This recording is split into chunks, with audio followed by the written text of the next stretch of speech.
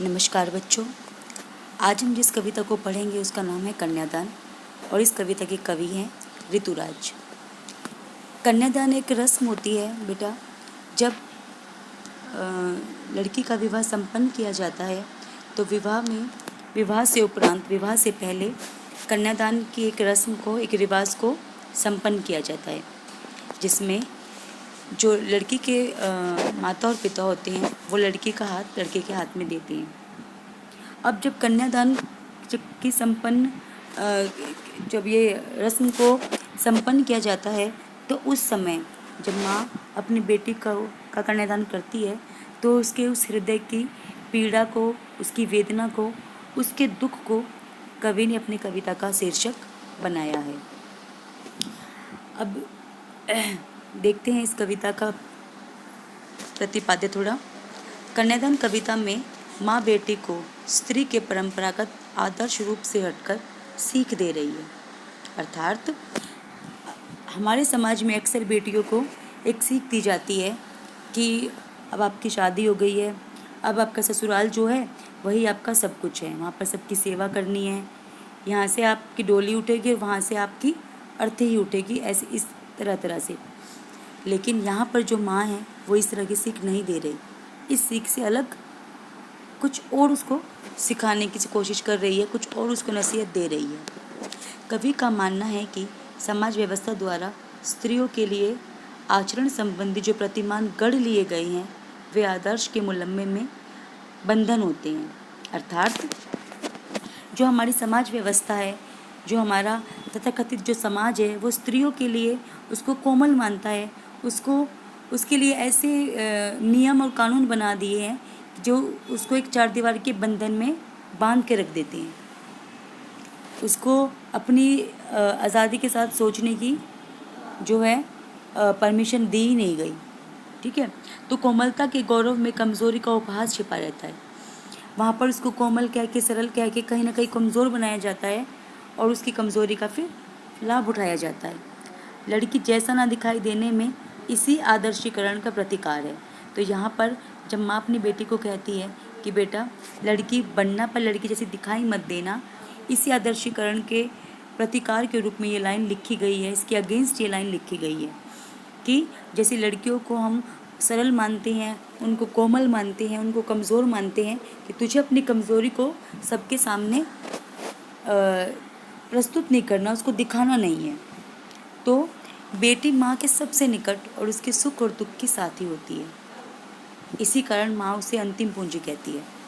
जो बेटी होती है उसी के साथ माँ अपने सुख और दुख को शेयर करती है, बांटती है, साझा करती है और पूरी ज़िंदगी वो उसका पालन पोषण करती है, उसको शिक्षा देती है और अंत में उसका कन्यादान करते हुए उसको ऐसा लगता है कि मानो वो अपनी अंतिम पूंजी, जैसे वही सब कुछ है उसका जीवन सब कुछ उसी से जुड़ा हुआ है। तो इस तरह से वो उसका जो है कन्यादान की जो उसकी रस्म है उसको अदा करती है। तो कविता में कोई भावुकता नहीं बल्कि माँ के संचित अनुभवों की पीड़ा की प्रामाणिक अभिव्यक्ति है। तो यहाँ पर सिर्फ उस माँ की भावुकता को नहीं दिखाया गया बल्कि अपने अनुभवों से जो उस माँ ने सीखा है उस सीख को वो अपनी बेटी को सलाह के रूप में देती है।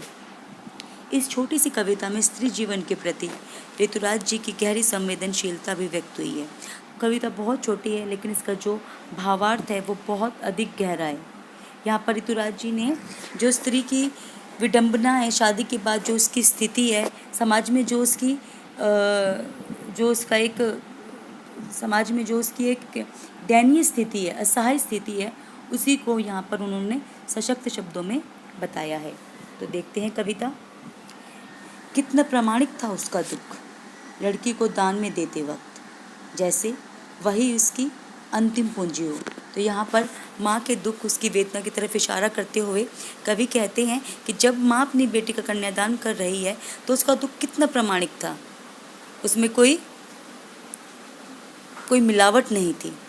लड़की को दान में देते वक्त जैसे वही उसकी अंतिम पूंजी हो, जैसे वही उसका सब कुछ हो, उसके बाद उसके पास कुछ बचा ही ना हो, जैसे सब कुछ उसी के जीवन को में उसको बड़ा करने में, उसको पालने पोषने में उसने समर्पित कर दिया हो, सभी कुछ उसी में उसने अपना समाहित कर दिया हो और अब उसके पास जैसे कुछ बचा ही ना हो।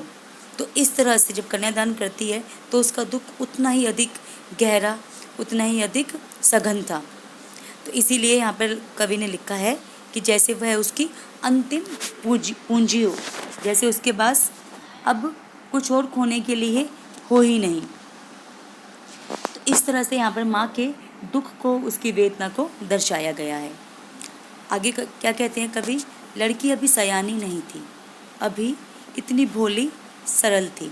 मतलब कि जो लड़की थी वो वैसे तो शारीरिक रूप से वो बड़ी हो गई थी, लेकिन मानसिक रूप से वो अभी इतनी सयानी, इतनी समझदार नहीं थी।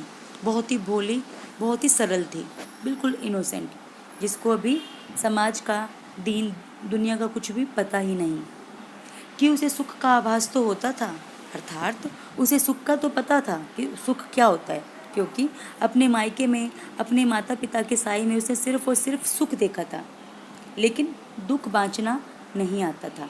इस लाइन का अर्थ है दुख बाँचना। बाँचना का अर्थ होता है पढ़ना, लेकिन यहाँ पर बाँचना से मतलब पढ़ना से नहीं, यहाँ पर बाँचना से अर्थ है समझना, कि उसको दुख की समझ नहीं थी, क्योंकि अभी तक उसने दुख देखा ही नहीं था।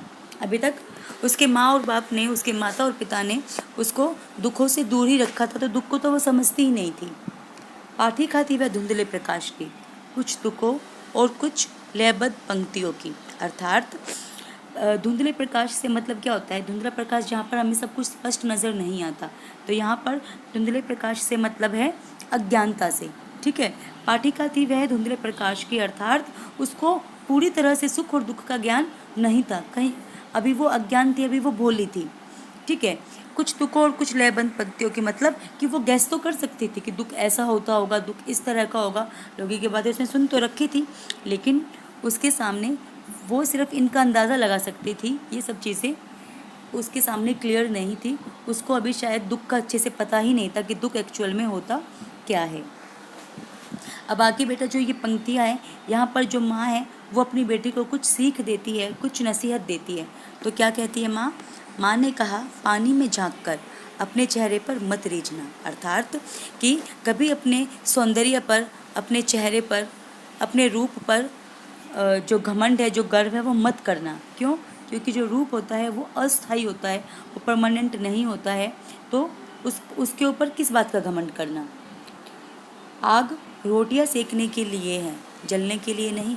अब यहाँ पर समाज की उस व्यवस्था पर व्यंग किया गया है जहाँ पर लड़कियों को दहेज के लिए जला दिया जाता है, या कई बार जो पीड़ित लड़की है वो स्वयं ही आत्महत्या कर लेती है, जल लेती है, आग में अपने आप को झोंक देती है। तो इसी की तरफ इशारा करते हुए उसकी माँ कहती है अपनी बेटी को कि आग रोटियां सेकने के लिए है, उसका इस्तेमाल तो करना है, लेकिन रोटी सेकने के लिए, जलने के लिए नहीं।